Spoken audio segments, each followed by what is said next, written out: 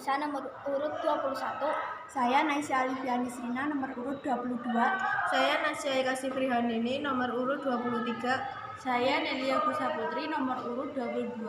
Jadi kami di sini akan menerangkan materi sedikit tentang minyak bumi dan bensin. 1. Proses terbentuknya minyak bumi. Teori terjadinya minyak bumi adalah teori dupleks. Minyak bumi terbentuk dari jasad renik yang berasal dari hewan atau tumbuhan yang telah mati. Jasad renik terbawa air sungai bersama lumpur dan mengendap di dasar laut. Akibat pengaruh waktu, temperatur tinggi, dan tekanan lapisan di atasnya, jasad renik berubah menjadi bintik-bintik dan gelembung minyak atau gas. Minyak dan gas terakumulasi pada daerah perangkap atau trap. Daerah trap tersebut, gas alam, minyak, dan air terakumulasi sebagai deposit minyak bumi. Minyak bumi dikelompokkan sumber daya alam yang tidak terbarukan sehingga harus digunakan secara tepat dan hemat. Sumber atau deposit minyak bumi di Indonesia umumnya berada di daerah pantai atau lepas pantai. Misalnya di pantai utara Jawa, contohnya Cepu, Wonokromo, Cirebon. Sumatera bagian utara dan timur, Aceh, Riau. Kalimantan bagian timur contohnya Tarakan, Balikpapan, dan Kepala Burung Papua. Tempat penghilangan minyak di Indonesia antara lain: 1. Pangkalan Brandan dengan kapasitas olah 5.000 barel per hari. 2. Pelaju dan Sungai Gerong 132.500 barel per hari. 3. Dumai dan Sungai Pakening 170.000 barel per hari. 4. Cilacap 300.000 barel per hari. Minyak bumi di Indonesia akan habis sekitar tahun 2027.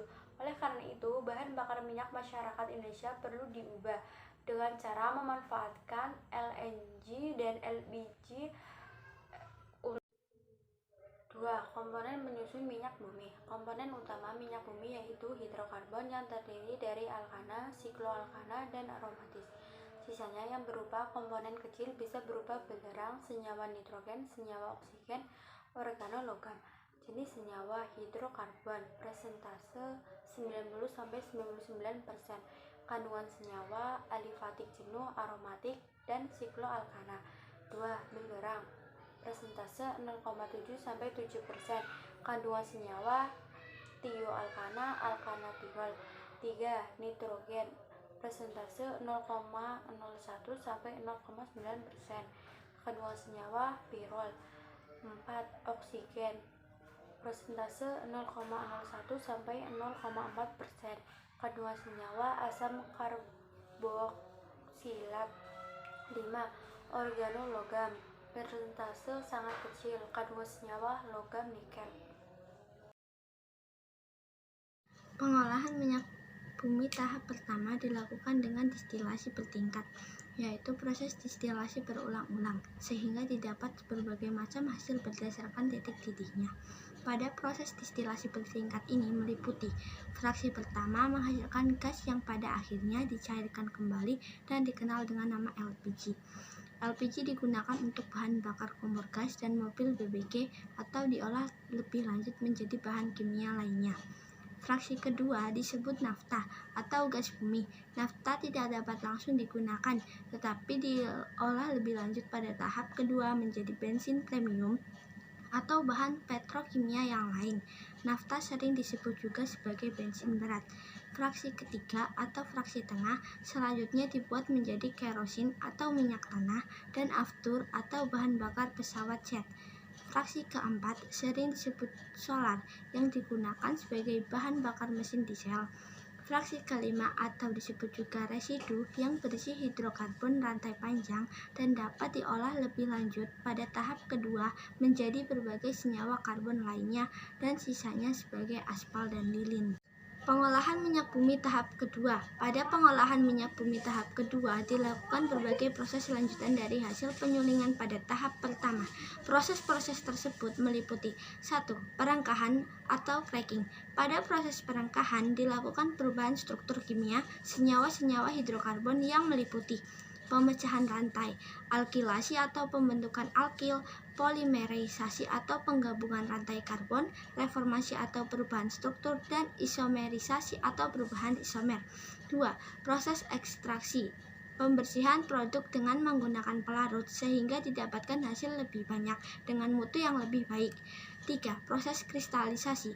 Proses pemisahan produk-produk melalui perbedaan titik cairnya.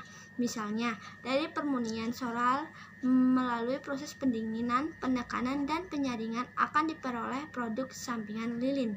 4. Pembersihan dari kontaminasi atau treating. Pada proses pengolahan tahap pertama dan tahap kedua, sering terjadi kontaminasi atau pengotoran. Kotoran-kotoran ini harus dibersihkan dengan cara menambahkan soda kaustik atau disebut juga dengan NaOH, tanah liat atau hidrogenasi. Dijelaskan bahwa bensin terbuat dari minyak mentah, cairan berwarna hitam yang dipompa dari dalam perut bumi. Cairan ini juga biasanya disebut sebagai minyak bumi dan di dalamnya mengandung hidrokarbon. Dijelaskan bahwa bensin terdiri dari dua komponen utama yaitu N-heptana C7H16 dan isooktana C8H18. Komponen tersebut pada akhirnya menentukan kualitas bensin, utamanya untuk kandungan isooktana. Makin tinggi kandungan isooktana, maka suatu jenis bensin akan memiliki bilangan oktan yang makin tinggi. Bilangan oktan ditentukan melalui uji pembakaran sampel bensin, sehingga diperoleh karakteristik pembakarannya. Karakteristik tersebut kemudian dibandingkan dengan karakteristik pembakaran berbagai campuran N-heptana dan N-isooktana. Nilai bilangan oktan 0 ditetapkan untuk N-heptana yang mudah terbakar dan menghasilkan ketukan paling banyak, sedangkan nilai 100 untuk isooktana yang tidak mudah terbakar dan menghasilkan ketukan paling sedikit. Nilai oktan bahan bakar Pertamina 1. Pertalite mempunyai bilangan oktan 90, 2. Premium mempunyai bilangan oktan 88, 3. Pertamax mempunyai bilangan oktan 92, 4. Pertamax Plus mempunyai bilangan oktan 95, 5. Pertamax Turbo mempunyai bilangan oktan 98.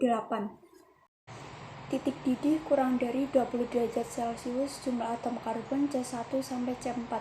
Kegunaannya untuk bahan bakar gas LPG, bahan baku pembuatan berbagai produk petrokimia.